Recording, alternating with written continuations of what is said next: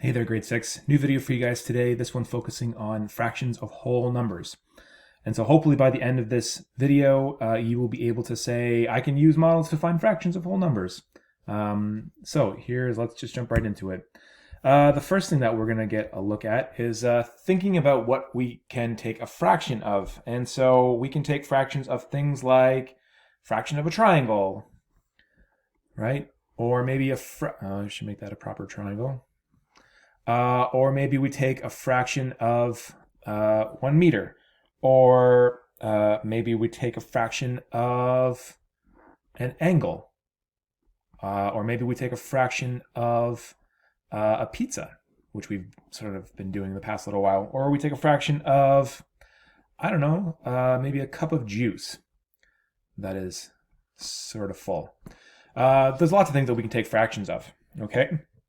But what we're going to get a chance to look at is taking fractions of a number. And so we're going to look real simply first, right?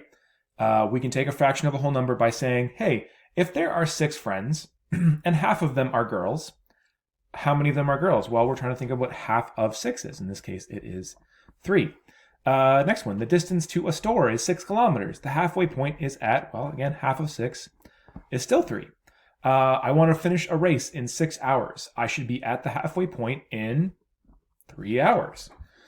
And so what we're looking at here is all the answers are the same. So we can say that the number 3 is half of the number 6, right? So even if we wanted to start thinking about how to write that mathematically, we would say half of 6 equals 3.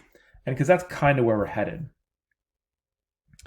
And so what we move on to then is starting to use pictures to show half, right? So we can use pictures if, let's say, we want to mow half a lawn. Well, the halfway point, or half of the lawn, is, again, this is an estimate, but it's about that much, right?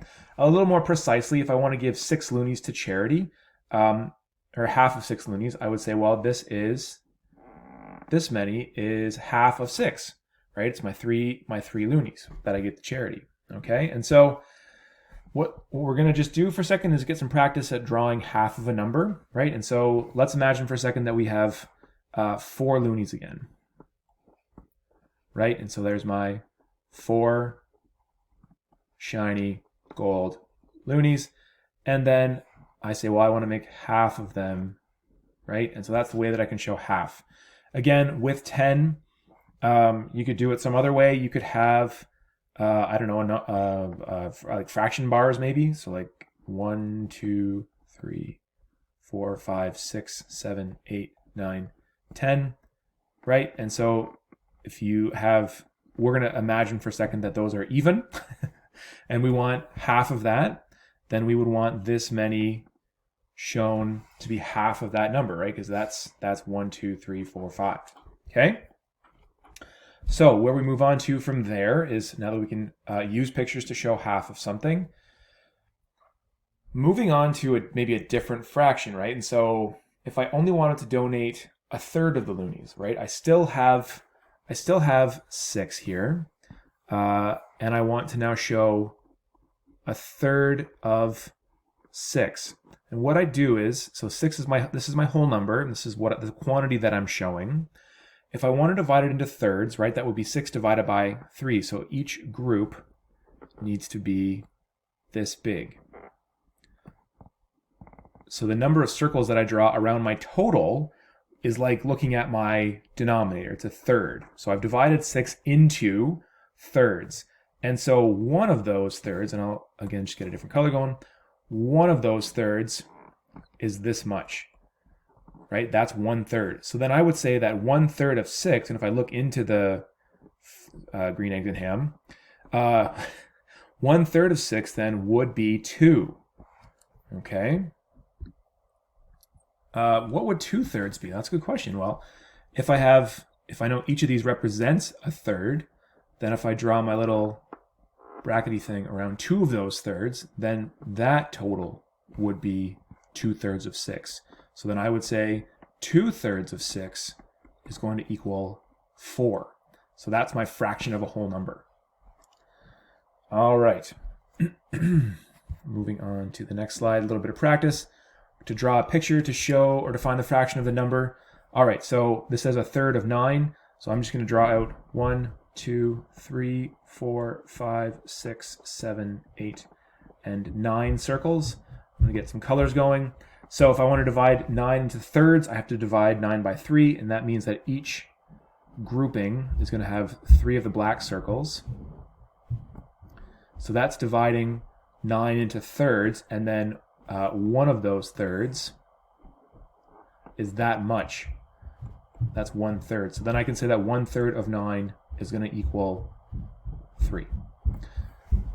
If I wanted to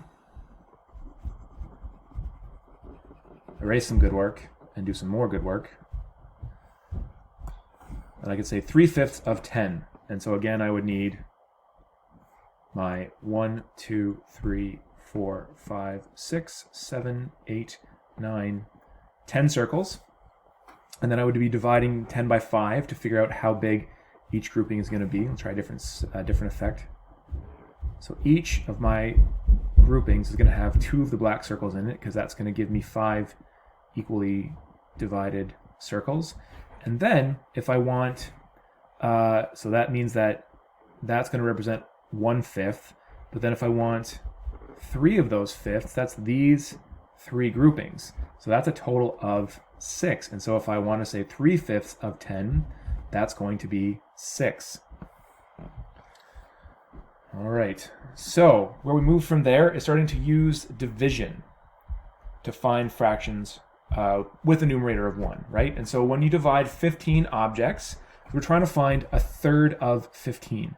So I divide 15 again by 3, which is my denominator. That means that each grouping is going to be this big. It's going to have 5 in it. So I would say that a third of 15 is going to equal 5, right? And if I look at 2/3 of 15, that would equal 10. So then if we can write a division statement to find a fraction of a number, again, this works really well when the numerator is 1. It's not impossible when the numerator is different, but there's just an extra step, right? So what I would say here is that's going to equal 12 divided by 3, which equals 4. So a third of 12 is going to be 4. This one here, this would be 10 divided by 5 is going to equal 2. So 1/5 of 10 equals 2. And so where we can go from there is finding fractions using division and then multiplication, right? So here I have 12 little circles, and they've already been divided up into 3 groups. And so 1/3 of 12 is going to be 4, but 2/3, right? We said a couple slides ago that 2/3 would be 2 of these groups, so it would actually be 8. But if you want to use it, show it, using division and multiplication, what I would say then for 2/3 of 12, that's going to be the same thing as saying take my whole number, divide it by my denominator, which is 3, and then multiply that answer by the numerator, which is 2, okay? And so if that goes correctly, then that should give me 8. And so 12 divided by 3 is 4 times 2 equals 8, because order of operations says I can do division and multiplication from left to right. So that's how I could figure that out. So then a couple questions of practice. 2/5 of 20, what I would say is that's the whole number divided by the denominator and then times the numerator. So 20 divided by 5 is 4, times 2 is 8. So 2/5 of 20 is 8. And if you are having difficulty understanding this concept, you can by all means draw out a picture and figure it out that way, okay, if that makes sense to you. But if you understand this concept, then we can find 3/7 of 14. We can say, well, that's 14 divided by 7, and then times that 3, which is the numerator, right? So whole number divided by denominator times the numerator. 14 divided by 7 is 2, times 3 is 6. So 3/7 of 14 is 6. So where we go from there is we start to look at some the concept of doing fractions, but then having some word symbols, some words that can mean other math symbols, right? And so if I think about more than, I know that's the inequality symbol. Is would be equals, right? Half would just be half of. 3/4 would be 3/4. And the word and is actually going to mean plus. So there's all these math equivalents for words that we see in word problems. And it's a good tool. You can write it down on the worksheet as a little chart to help you out. And so what I can do then is see this word problem. Callie's age is, right? And so I know that that means equals. We didn't have one for of, but Callie's age is half of Ron's age, right? So here we have Callie's age equals half.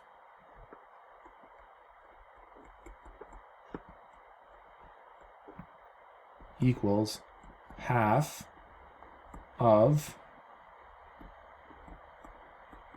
Ron's age. And it says that Ron's 12. So that means that Callie's age equals half of 12. And that one should be very simple. That's just 6. Okay? So that's how we would figure that stuff out. We use our knowledge about what math words mean from word problems. Okay? The last thing that you're going to be challenged to look at in the workbook problems is some stuff about months and years, right? So the question is, how many months are in half a year? Well, I know that, each month there are 12 months with 1, 2, 3, 4, 5, 6, 7, 8, 9, 10, 11, 12. And I know that half of them would be 6, right? So there are 6 months in half a year. In a year and a half, if I know that there are 12 months in a year and 6 months in half a year, that means that there would be 18 months in a year and a half. And we can use that stuff to figure out some other ones, right? So if we, take, if we use our math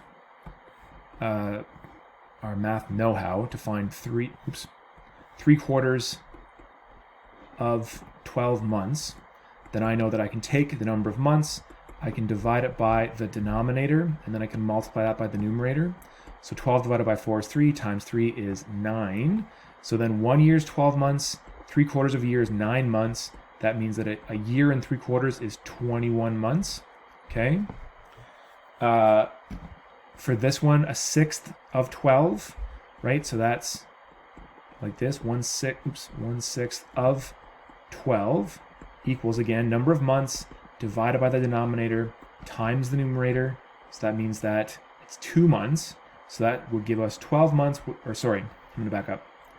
That would actually be 24 months because that's 2 years. 24 months and 2 years, plus the additional 2 months is 26 months. Okay, and so you're going to be challenged to think about some of those and figure out some of those problems. So in the workbook, it is page 159 to 161. Pull that out and start practicing it. Thanks for watching. Have a great day, guys. I'll talk to you soon.